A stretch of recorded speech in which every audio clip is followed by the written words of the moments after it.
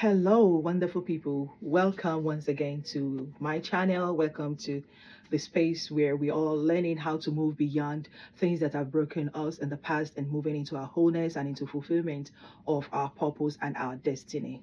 So today, I want to quickly talk to you about moving past the things that you feel stuck on, things that you feel that has encapsulated you and you feel it has entangled you. How do you move past or things that are so difficult to move on, things that you probably, I don't know, things that you probably feel like I can't break myself from this person or from this situation. How do you move past a stuck situation? First and foremost, you want to understand that is the trick that has been used to keep you for so long in that stuck situation, in that situation that is not bringing you joy, but you find yourself stuck in it.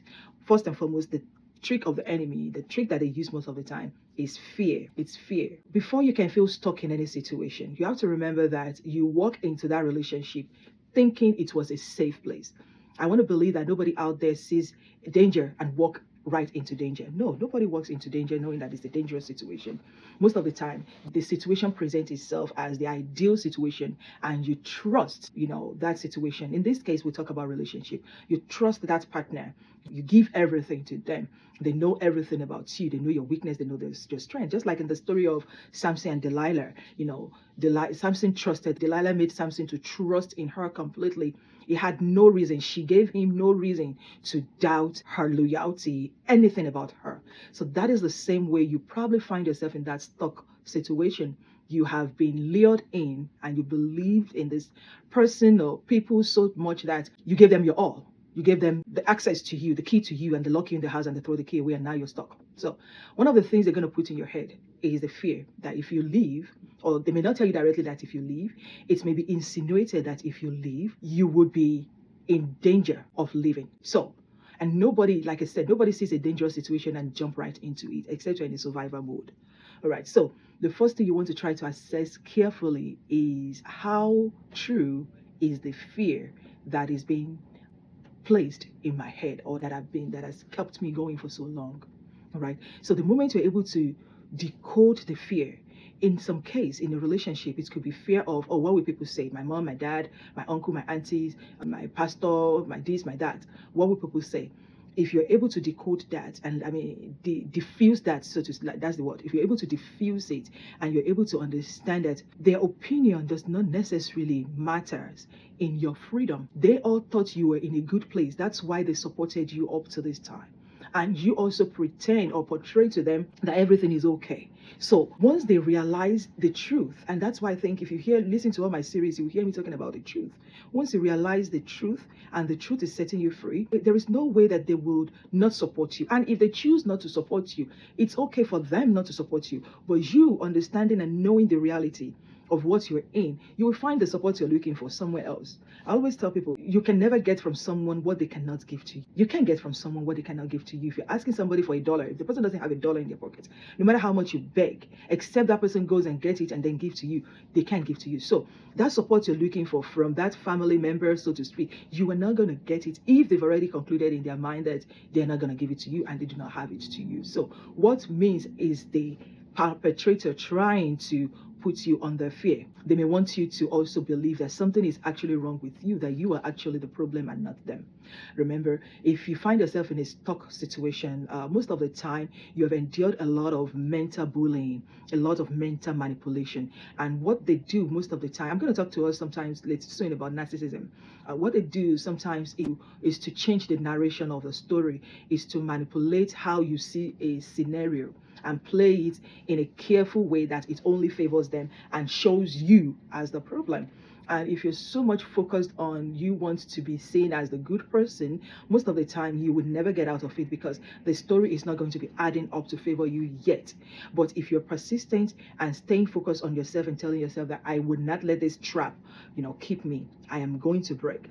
As time goes on, your truth, the truth version will be out, and you'll be able to say say the truth. But for you in that situation, being in that situation rather, the perpetrator will do everything to keep you quiet, to control what you see, what you say, they will control what other people see and say about you. So that's one thing. Number three that you have to do is to begin to create for yourself a mental preparation. Who do you want to become after all of this situation? Who or what? Based on all the series we talk about your purpose and your identity, we can never go past that, or most of the time we're going to be referring to that. Who are you? What is this? How has this trap? How has it affected who you really want to be? And then you begin to find yourself working towards giving birth, or relieving, or bringing alive, rather, bringing to life that person that has been quieted for a very long time. It's not a journey of one day. Like I always tell people, for me, it's a journey of 7 years. It's a journey of 7 years. It took me a very long time for me to mature to the level where I can speak about it now. But for me to leave the abusive relationship, for me, it was a journey of about 2 years. I knew within me 2 years before I actually left that this thing is beyond salvaging. I just have to know what is important for me at that point and how to go by doing what I needed to do. So I'm just trying to tell you that, most of us, we think that once we are married, our life is over. The marriage is what it's all about. Yes, it can be and it should be. If you are in a right relationship, your marriage should be forever. Nobody should get married and be thinking 7 years later of how to get out of it. No, it means you're married to the wrong person. So marriages should be a marriage of lifetime. But if you find yourself in an unsalvageable relationship, I've seen people killing themselves. I know sometimes why they do kill themselves. It has happened to me before because of what I've said earlier on about the control factor of how the perpetrator make other people to see you, and you feel so shameful. You feel most of the time, because you're not thinking very well, you think at that time sincerely that your life is over, and that's why a lot of people kill themselves. And if you've been in that situation, you will know why a lot of people. You can move yourself beyond that situation that makes you feel trapped, you feel stuck in it. If it is not healthy, talk to the person that you're in the relationship with. I think I made a video earlier today about, when you care for yourself, people that cares about you, we care about you enough to make changes that they need so that you also can be okay. Before you just want to exit, you want to take time to talk to the person. That do you realize that your behavior is affecting me this way? When you do, this is how it affects me. And both of you talk.